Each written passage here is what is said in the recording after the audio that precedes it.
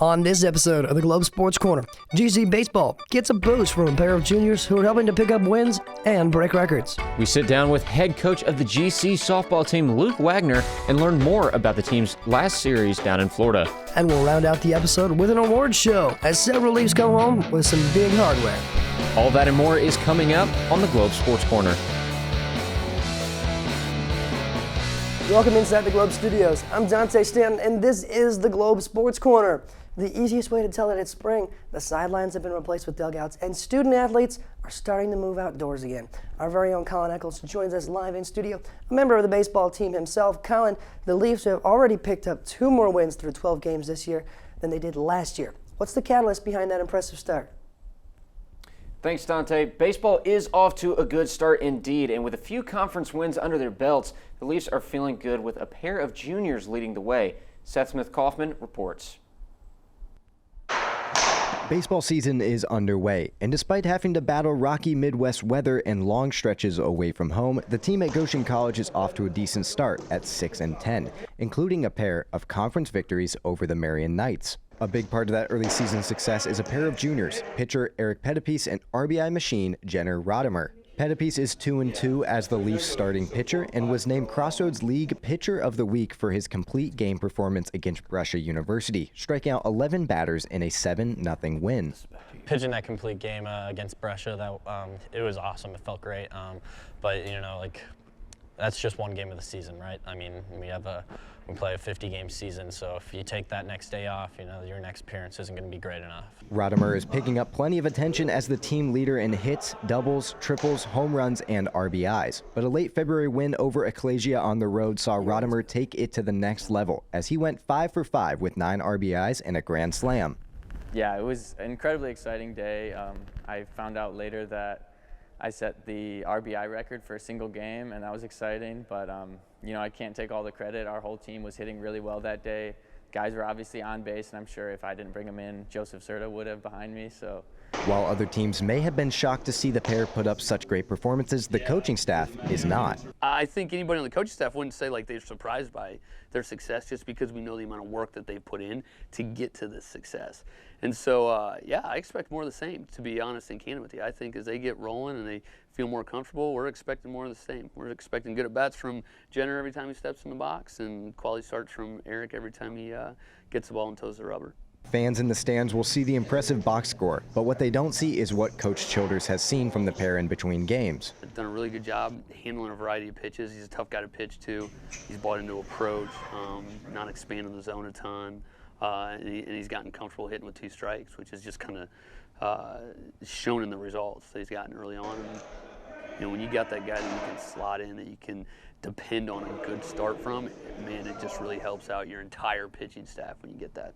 But growth comes not only on the mound or in the batter's box, but off the diamond as well. Like, they're just 2 really good guys that are guys that can trend a program in the correct direction. When asked what the goal was for the season, both athletes didn't even need to hesitate. I really just want to help our team win as much as we can. That's our team goal, is to, of course, make it to the playoffs, something that I haven't done during my time here at Goshen. We have 8.5 more weeks to go until the Crossroads League tournament, and I'm excited to see what this team has for us. Reporting for Globe Sports, I'm Seth Smith-Kaufman. Thanks to Seth for grabbing all the details there. Stick around. Later on in the show, we'll take on the Maple Leaf Minute, and you'll hear when you can head out to the ballpark for some more Maple Leaf action. And when we return, we're still on the diamond, but we turn to the softball side of things and sit down with GC head coach Luke Wagner to take on the ins and outs of the team's recent trip to Florida. That's up next on the Globe Sports Corner. Goshen students enjoy an amazing record of success. What's the secret? It starts with hands-on learning experiences. Whether it's a service project in Peru, a sustainability semester at our Environmental Learning Center, or broadcasting for our award-winning radio station, it adds up to life-changing perspectives and real-world skill development that makes a difference to future employers. And it's all available at a campus that makes everyone feel at home. Come hang out with us and see for yourself. Schedule your campus visit today at goshen.edu/visit. Welcome back to the Globe Sports Corner. My name is Dante Stanton, and sitting here to my left is the head coach of the Goshen College softball team, Coach Luke Wagner. Coach, how are you today? I'm doing great. Thanks for having me.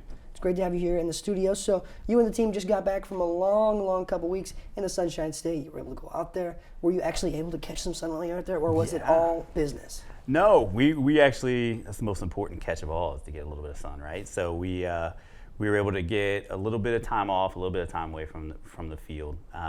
We tried to focus. Our primary goal is on softball, but you have to have a little bit of fun too. It's spring break, right? So yeah, we definitely were able to get a little bit of sun.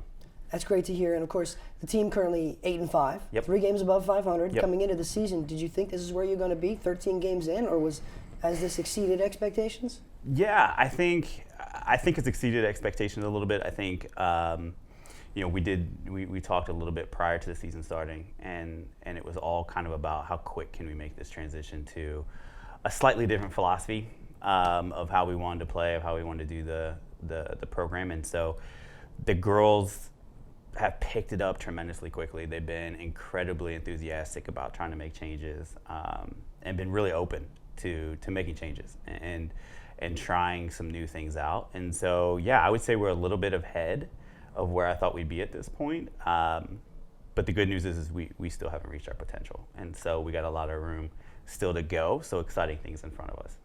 That's great to hear. And of course, being down there in Florida, I had a great time and things like that outside of, it's good bonding activities. Yeah. Was there anything that you did in specific that you felt like really gelled the team together a little bit? Yeah, I think, a couple things. We were able to go putt golf, which on the surface seems pretty mundane, not all that exciting. But then you add the fact that you're able to feed alligators and potentially hold alligators, which some of the girls did. And I think that was a pretty fun experience for us. I think the girls really enjoyed that. And then just being able to spend as much time as they did in the houses. I think any time that you can sit down and have a meal together, you're going to get a little bit closer. And so I think there were a lot of opportunities for bonding experiences. And I do think that the team really grew throughout our week there in Florida.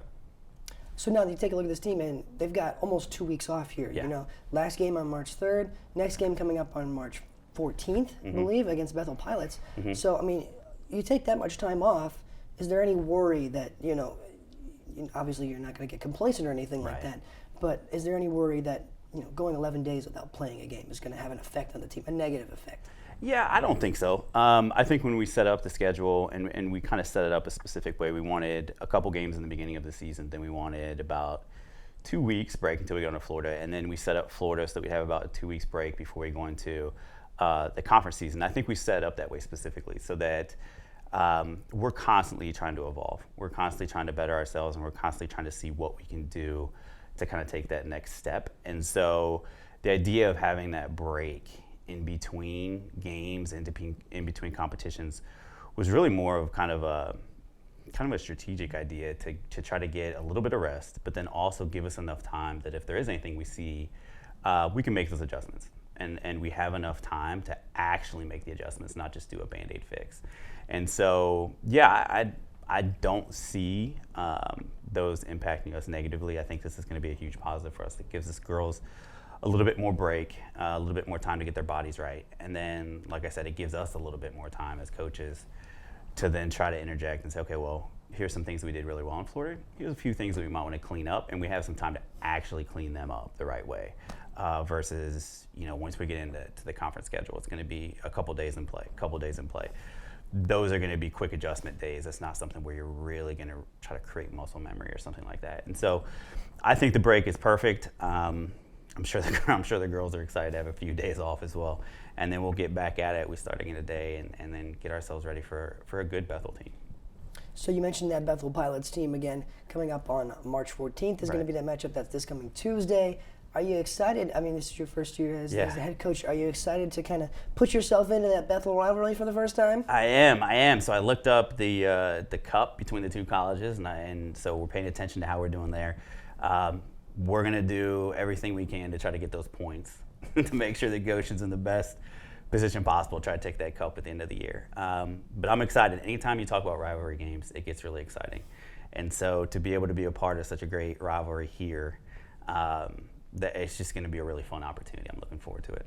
Well, Coach, we're looking forward to it as well, and we wish you the best of luck as you take on the Pilots. Thanks so much. Thank you for joining us today here in the studios. Thank you. Appreciate you. When we return, put on your suits and straighten the tie. Up next, we're honoring Maple Leaf Athletics with a few awards for the all great work GC Athletics had done over the past 2 weeks. Goshen College. Everyone's at home here. Students from around the world and down the street find inspiration and lifelong friends in our unique, supportive community, right here in northern Indiana. Cutting-edge academics, real-world learning, and small, personalized classes make the difference, all surrounded by world-class culture and championship sports. Most importantly, it all leads to a record of amazing outcomes in diverse fields of study. From pre-med to social work, broadcasting to accounting, schedule your campus visit today at goshen.edu/visit. Welcome back to the Globe Sports Corner, and welcome to the Purple Globes. The purple, you mean the Golden Globes? No. I mean the Purple Globes. It's Goshen College. Switch it up a little bit, make it festive. All right, I dig it. Anyways, Collin, I don't know if you've noticed, but things look a little bit different here in the studios, perhaps because it's time to give some awards out. That's right, Dante. The last 2 weeks have been filled with award-winning performances, highlights, and wins, and we're here to honor some of those. Hey, I'm just glad the trophies got here in time. That would have been embarrassing. Let's move on to our very first category of tonight's show. Collin, take it away. Absolutely. Starting off with the baseball side, our winner for Best Pitcher goes to Eric Pettipies. Pettipies was named Crossroads League Pitcher of the Week for the week of February 20th. Eric, congratulations on a great performance. Certainly, and our next award is in the same vein, just in a different conference. Give it up for Hassan Hajish, who's earned the title of WAC Attacker of the Week for the men's volleyball team. Hajish becomes the second Maple Leaf this season to take home the award after authoring 19 kills against 12th-ranked St. Xavier. Our next category is for Best Single Game Performance, and the winner is Jenner Rodimer. For his 5-for-5 performance late last month on the road, Rodimer would break the single-game RBI record with 9 and popped a grand slam on his final at-bat, helping the Maple Leafs cruise to a 16-0 win. Seriously impressive. On our next category, there are multiple nominees, but they're all winners. The award for the Best Academic Honors, these are the folks who put the student and student-athlete guys, Emily Brandeberry, Elias Ramirez, and Susanna Yoder. Congratulations. They were all named by the College Sports Communicator to the Academic All-District team. Congrats to those three for working the hardest on and off the court. Same situation here for this next category, Best All-Conference Team. 6 Maple Leafs take home the gold. These awards go to Maddie Axelson, Summer Cooper, Nelson Kemboi, Maria Maldonado, Brittany Ortega, and Mia Wellington, who have all been named All-Crossroads League Indoor Track and Field Team. Great work representing the Leafs. Certainly, and coming up, second to last award now. There were several nominees for this one, but only one clear winner. The award for Best Away Series Location goes to the GC softball team for their trip down to the Sunshine State.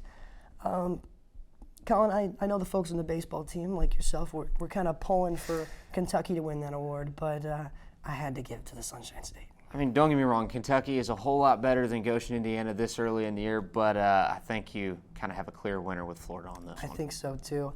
I'm a beach guy myself, so I understand. Let's move on now to our final category, the All-American Award presented to a student-athlete for outstanding achievement in their field. It's as high an honor as you can receive within the NAIA.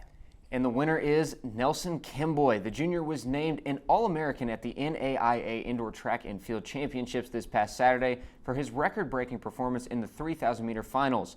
Kemboi finished 6 out of 12 runners and also earned 3 points towards Goshen's team score. Congratulations, Nelson Kemboi, again for an incredible performance. An incredible performance, but not necessarily a surprising one. Congratulations again to all our winners. Now stick around. More Globe sports content is coming up with a look at our Globe highlight of the week and the Maple Leaf Minute. Stick around.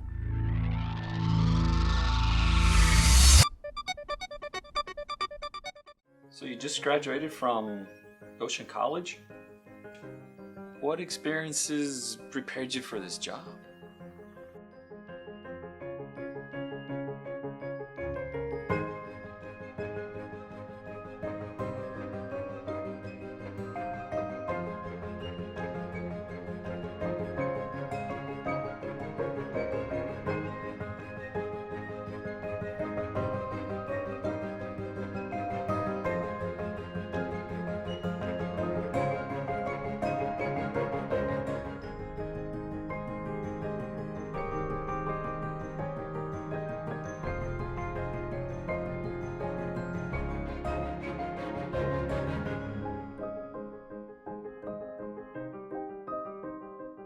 Where do I begin?